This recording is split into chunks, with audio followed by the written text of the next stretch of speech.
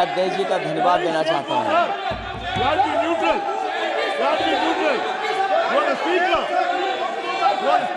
अध्यक्ष महोदय,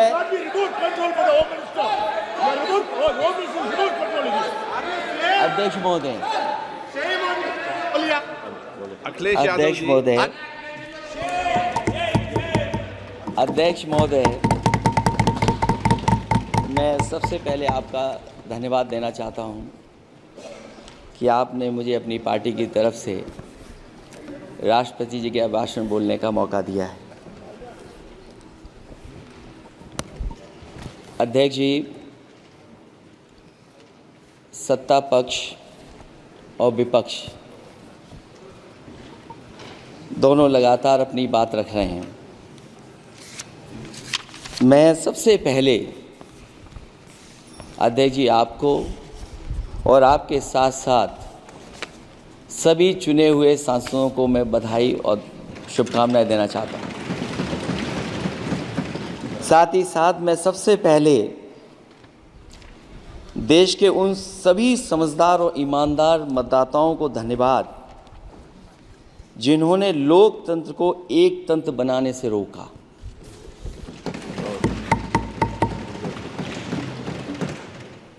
चुनाव के समय पर अध्यक्ष जी ऐसा कहा गया कि 400 पार।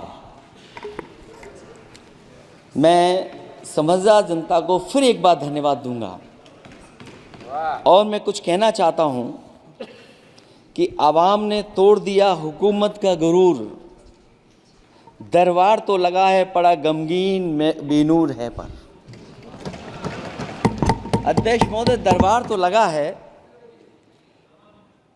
पर बड़ा गमगीन बेनूर है और पहली बार ऐसा लग रहा है हारी हुई सरकार विराजमान है। जनता कह रही है चलने वाली नहीं सरकार। अध्यक्ष महोदय, जनता कह रही है चलने वाली नहीं, ये गिरने वाली सरकार है। और क्योंकि ऊपर से जुड़ा कोई तार नहीं, नीचे कोई आधार नहीं, अधर में जो है अटकी हुई वो तो कोई सरकार नहीं। दरअसल पूरा इंडिया समझ गया है कि इंडिया ही प्रो इंडिया है। इस चुनाव में इंडिया अलायंस की नैतिक जीत हुई है। ये पीडीए इंडिया की सकारात्मक राजनीति, पॉलिटिक्स जो पॉजिटिव है, पॉजिटिव पॉलिटिक्स की जीत हुई है। ये इंडिया पीडीए की सोशल जस्टिस मुहिम की विक्ट्री है। 2024 का परिणाम हम इंडिया वालों के लिए जिम्मेदारी से भरा पैगाम भी है। और अगर हम यूं कहें अध्यक्ष महोदय कि 15 अगस्त 1947 अगर उपनिवेशिक राजनीति से आज़ादी का दिन था तो 4 जून 2024 देश के लिए सांप्रदायिक राजनीति से आज़ादी का दिन रहा। ये सांप्रदायिक राजनीति के अंत और सामुदायिक राजनीति की शुरुआत है। जहां सांप्रदायिक राजनीति का अंत हुआ है वहीं सामुदायिक राजनीति की शुरुआत हुई है। सबसे अच्छी बात हुई ये है कि इस चुनाव में सांप्रदायिक राजनीति की हमेशा के लिए हार हो गई है। अध्यक्ष महोदय, कहने को सरकार ये कहती है कि ये 5th लार्जेस्ट इकोनॉमी बन गई है और जीडीपी के मामले में 5th वर्ल्ड की इकोनॉमी बन गई है।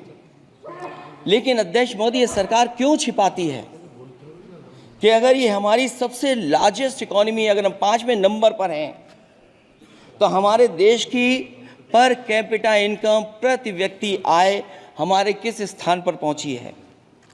और हम लोगों ने तो अध्यक्ष महोदय देखा है कि अगर दिल्ली की सरकार ने कहा होगा कि $5 ट्रिलियन की इकोनॉमी बनेगी, तो जहां से प्रधानमंत्री जी चुन करके आते हैं वहाँ का प्रदेश के सरकार भी कह रहे कि हम $1 ट्रिलियन इकोनॉमी बना लेंगे। देश की इकोनॉमी कहाँ पहुँच गई, पर कैपिटा इनकम क्या है, लेकिन अगर उत्तर प्रदेश की इकोनॉमी को अगर $1 ट्रिलियन की इकोनॉमी बनना है तो कम से कम 35% की ग्रोथ चाहिए। मुझे नहीं लगता है कि 35% की ग्रोथ उत्तर प्रदेश पा पाएगा। हम हंगर इंडेक्स में कहाँ खड़े हैं, नीचे से कहाँ हैं। जो 5th लार्जेस्ट इकोनॉमी की बात कर रहे हैं वो इनइक्वालिटी के पैरामीटर पे कहाँ खड़े हैं, वो हैप्पीनेस इंडेक्स में कहाँ खड़े हैं। और जो लोग चुनाव को अपने तरीके से मोड़ते हैं, मैं उन्हें कहना चाहता हूं कि अध्यक्ष महोदय, इस चुनाव के परिणाम ने तोड़ने वाली राजनीति को तोड़ दिया है और जोड़ने वाली राजनीति की जीत हुई है। इस चुनाव में धन छल बल की नकारात्मक राजनीति की शिकस्त हुई है। ये चुनाव जो देश का हुआ, ये सकारात्मक राजनीति का नया दौर शुरू हुआ है। इस बार प्रो कॉन्स्टिट्यूशन वालों की जीत हुई है। हम मानते हैं संविधान ही संजीवनी है, उसी की जीत हुई है। ये संविधान मंथन में संविधान रक्षकों की जीत हुई है। अब ऊपर से नीचे की राजनीति का अंत हो गया है। अब नीचे से जो समाज की जो आवाज़ उठेगी वही राजनीति का आधार बनेगी। मैं कहना चाहता हूं कि देश किसी की व्यक्तिगत महत्वाकांक्षा से नहीं, जन आकांक्षा से चलेगा। मतलब अब मनमर्जी नहीं, जनमर्जी चलेगी। इस चुनाव का बड़ा पैगाम यही है।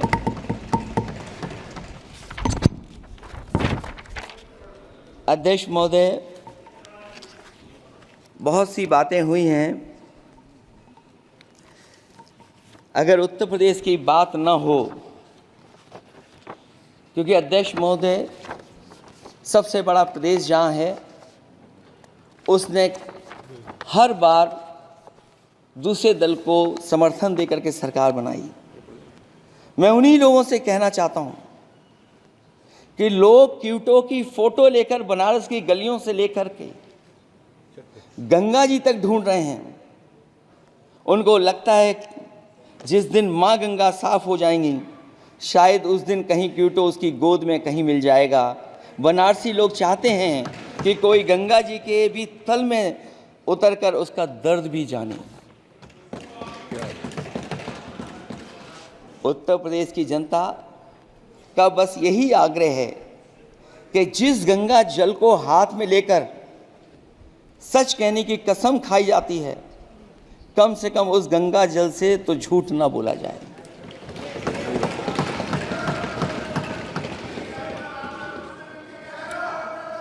जहां विकास के नाम पर खरबों रुपए की लूट का राज खोलते भ्रष्टाचार के गड्ढे प्रदेश का नाम खराब कर रहे हैं, वहीं पहली बारिश में ही टपकती हुई छत और गिर चुकी स्टेशन की दीवार बेईमानी की निशानी बन गई है। अध्यक्ष महोदय, विकास का ढिढोरा पीटने वाले इस विनाश की जिम्मेदारी कब लेंगे? और रही सच्चे विकास की बात, तो हमने जो सड़क बनाई उस पर हवाई जहाज उतरे थे और उत्तर प्रदेश की मुख्य नगरी में सड़कों पर नाव उतरी हैं। और अभी बारिश और हो जाएगी तो नाव से भी चलना पड़ेगा। यही स्मार्ट सिटी के जुमले का भी हाल है।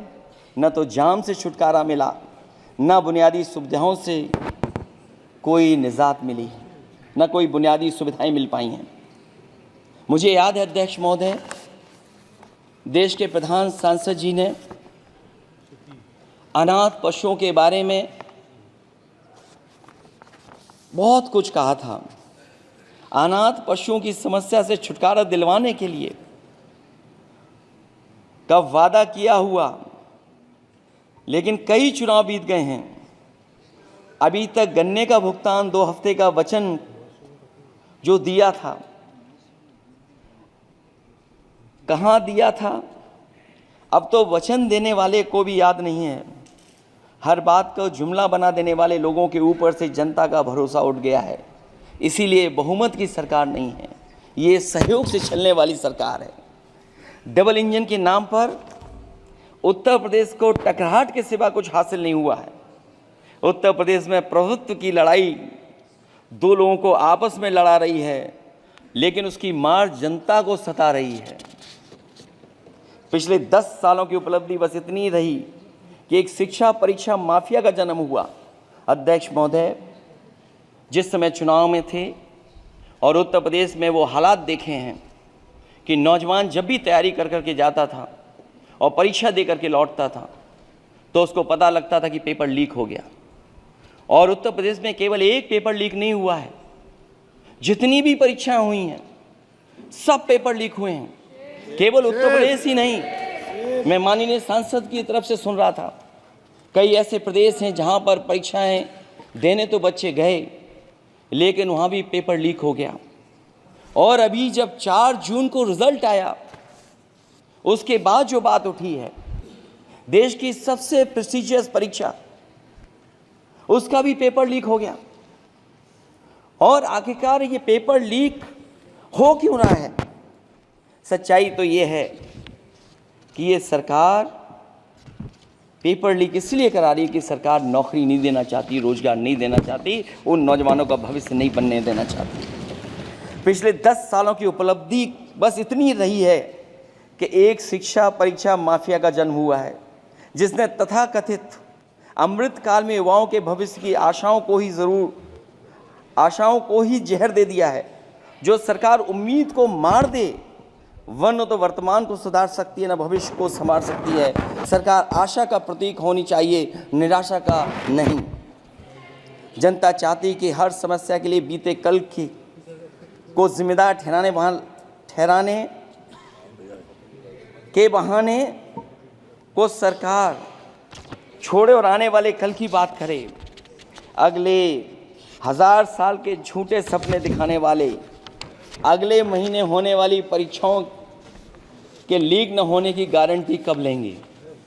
जनता अब न तो किसी बहकावे में आएगी और न किसी के बहलावे फुसलावे में आएगी। जो लोग कहते हैं कि अमृत काल की बात करने वाले जनता का जागरण काल आ गया है, आज इस सदन में नए राजनीतिक जागरण के अनेक प्रतिनिधि बैठे हैं। अब जब बात होगी तो सच्ची बात होगी और जनता को पूरी सच्चाई के साथ हम लोग अपनी जिम्मेदारी के साथ बात रखेंगे।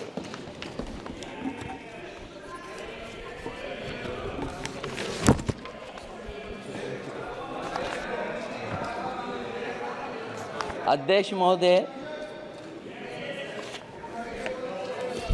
एक जीत और हुई है, एक जीत और अध्यक्ष महोदय हुई है। मैं जानता हूं सत्ता पक्ष बैठे वाले लोग समझ गए होंगे। अयोध्या की जीत भारत के परिपक्व मतदाता की लोकतांत्रिक समझ की जीत है। और हम तो अध्यक्ष महोदय यही सुनते आए हैं, होए वही जो राम रची राखा, यह है उसका फैसला। अध्यक्ष महोदय, होई वही जो राम रची राखा, यह है उसका फैसला, जिसकी लाठी में नहीं होती आवाज। जो करते थे किसी को लाने का दावा, वो हैं खुद किसी के सहारे के लाचार।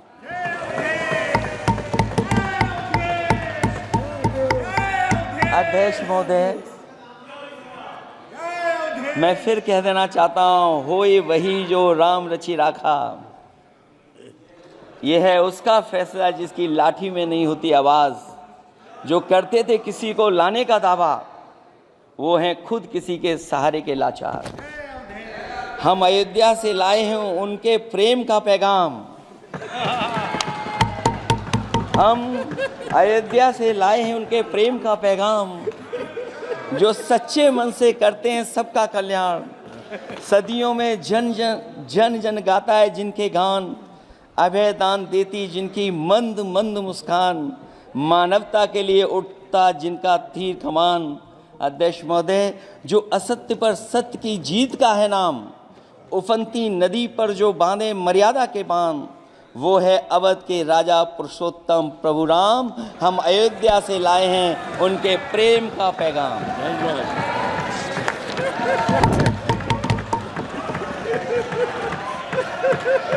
अध्यक्ष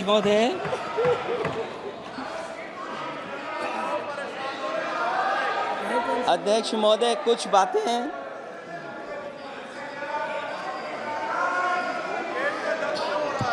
अध्यक्ष महोदय, कुछ बातें समय और काल से परे होती हैं,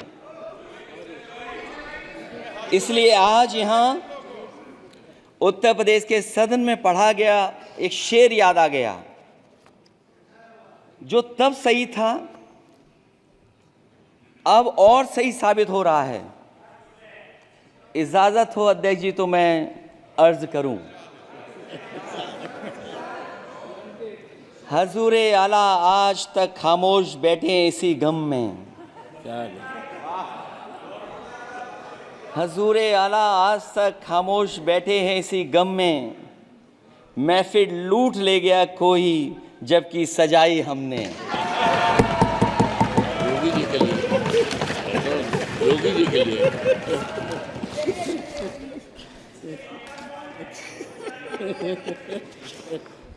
अध्यक्ष महोदय,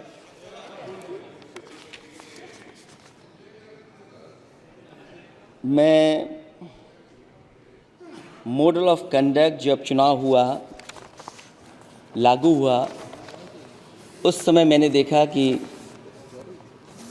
कुछ लोगों पर मेहरबान रही सरकार और कमीशन भी। कई, मैं बहुत डिटेल में नहीं जाना चाहता हूं अध्यक्ष महोदय, लेकिन कहीं ना कहीं प्रश्न उस संस्था पे भी लगा है, और अगर उस संस्था पर प्रश्न लगा है तो लगाने वाली सरकार की वजह से लगा है। इसलिए अगर निष्पक्ष होगी वो संस्था तो न केवल हमारा लोकतंत्र स्वस्थ होगा, बल्कि हमारे लोकतंत्र और मजबूत दुनिया में दिखाई देगा। अध्यक्ष महोदय, ईवीएम पे मुझे कल भी भरोसा नहीं था, आज भी नहीं भरोसा। मैं 80 के 80 सीट जीत जाऊं तब भी नहीं भरोसा। और मैंने अपने चुनाव में कहा था अध्यक्ष महोदय कि ईवीएम से जीत करके ईवीएम हटाने का काम करेंगे। न ईवीएम का मुद्दा मरा है, न जाएगा खत्म। जब तक ईवीएम नहीं हटेगी हम समाजवादी लोग उस बात पर अड़ग रहेंगे। उत्तर प्रदेश अध्यक्ष महोदय वो प्रदेश है जिसने सरकार बीजेपी की बनवाई, एक बार नहीं 2 बार बनवाई, और उसी उत्तर प्रदेश के साथ कितना बड़ा भेदभाव, उत्तर प्रदेश के साथ बड़ा भेदभाव।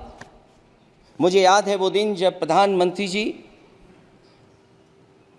एयरफोर्स के सबसे भारी वाहन हवाई जहाज से उतरे थे सड़क पर। वो अलग बात है कि उस प्रदेश के मुख्यमंत्री उनके साथ नहीं बैठ पाए थे,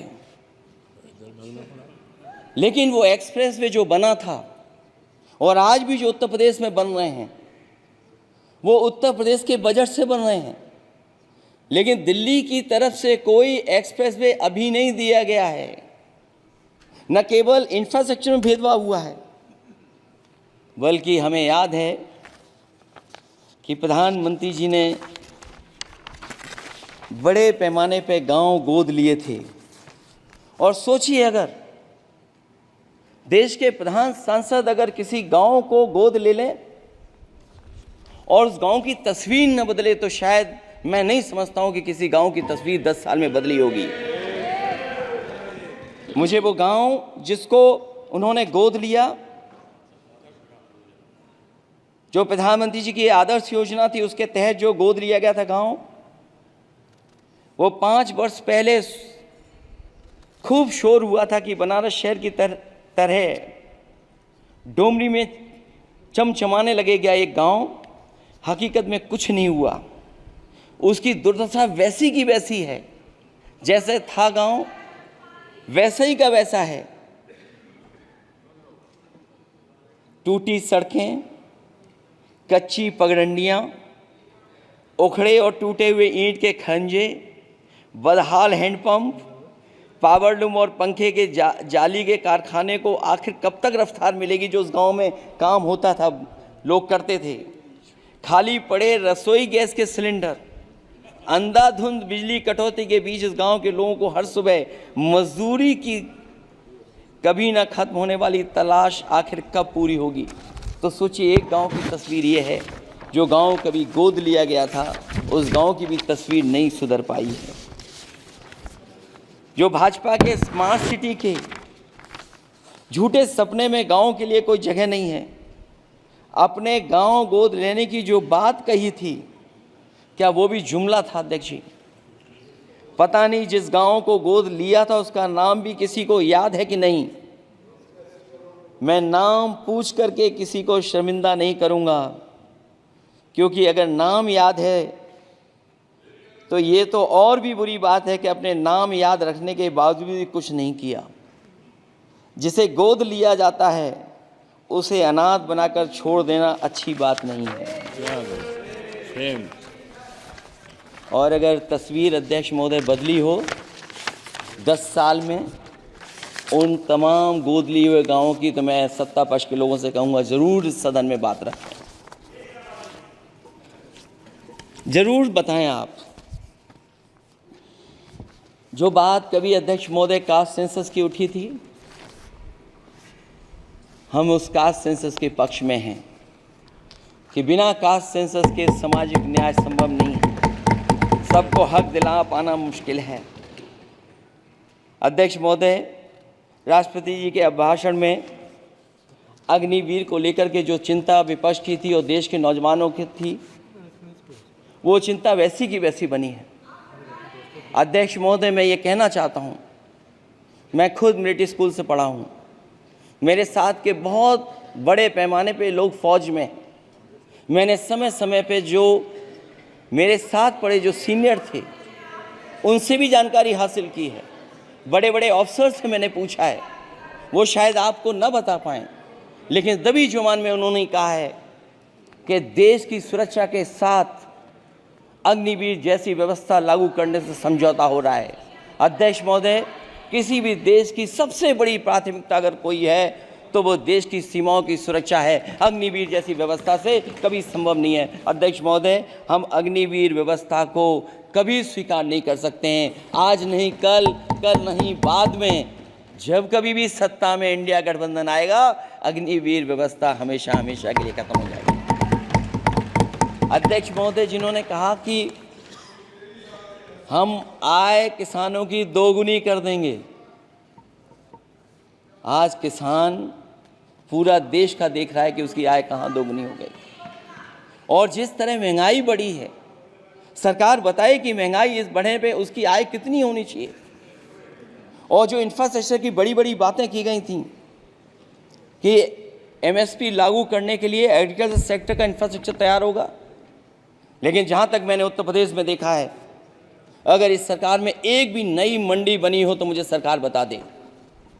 अध्यक्ष महोदय, जो इंफ्रास्ट्रक्चर एग्रीकल्चर सेक्टर में बनाने की बड़ी बात कही थी, अगर सरकार की तरफ से एक भी मंडी 10 साल में बनी हो तो जरूर सरकार बताए। जो सरकार मंडी नहीं बना सकती है उस पर एमएसपी का भरोसा कैसे कर सकते हैं, जिन्होंने एमएसपी का भरोसा दिलाया था। हम अध्यक्ष महोदय आपके माध्यम से यही कहेंगे कि जो राष्ट्रपति के अभिभाषण में लीगल गारंटी एमएसपी को मिलनी चाहिए थी, वो क्रॉप्स को नहीं मिली है। न केवल फसलों को मिले बल्कि हॉर्टिकल्चर क्रॉप्स को भी एमएसपी देने का फैसला हो, जिससे कि हमारा किसान खुशहाल हो सके। साथ ही साथ ओपीएस की बात अभिभाषण में नहीं आई है। ओल्ड पेंशन स्कीम लागू हो, जिससे हमारे तमाम सरकारी कर्मचारियों का भविष्य बन सके।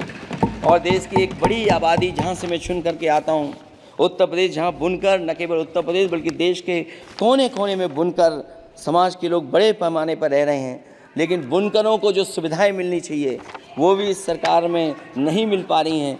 जो प्रदेश सरकारों ने कभी बुनकरों के लिए योजनाएं चलाई थीं, वो भी अध्यक्ष महोदय बंद कर दी हैं। मैं अंत में इतना ही कहना चाहूँगा कि इस सरकार ने नौजवानों को नौकरी नहीं दी है, नौकरी और रोजगार उनसे छीने हैं, बहुत नौकरी छीनी है। इसलिए मैं कहना चाहता हूं अध्यक्ष जी,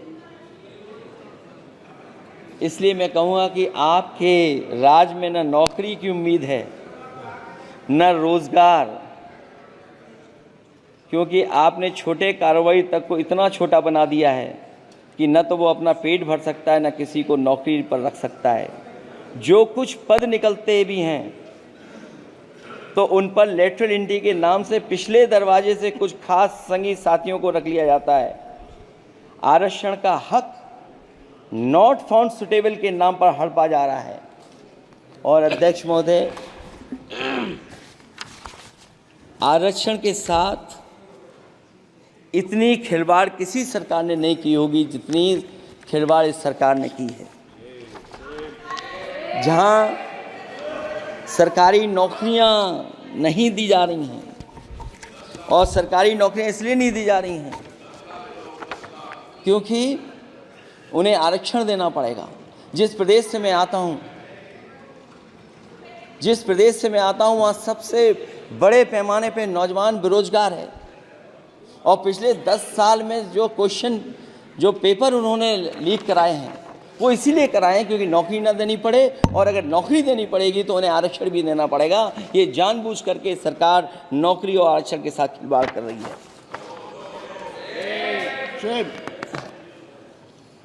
मैं अध्यक्ष महोदय अंत में इतना ही कहना चाहता हूं, आशा है ये सरकार तब तक चलेगी तब तक उसके केंद्र में इस देश का हर एक गरीब, शोषित, वंचित, पीड़ित, पिछड़ा, दलित, अल्पसंख्यक, आदिवासी, महिला, युवा, छोटा कारोबारी, ईमानदार, नौकरी पेशा, आम आदमी और कर्मचारी, अधिकारी, मजदूर और किसान होगा, ना कि धनवान होगा। और शासन के आधार पर संविधान होगा। वह जुमलों की जगह सच में महंगाई, बेरोजगारी, भ्रष्टाचार, गरीबी, भुखमरी, सांप्रदायिक हिंसा, दलित व महिला उत्पीड़न, सामाजिक अन्याय जैसे मूलभूत मुद्दों का समाधान होगा। और भोजन, बिजली, पानी, दवाई, पढ़ाई जैसी बुनियादी ज़रूरतों के लिए कागजी योजनाओं की जगह सच में इंतज़ाम होगा।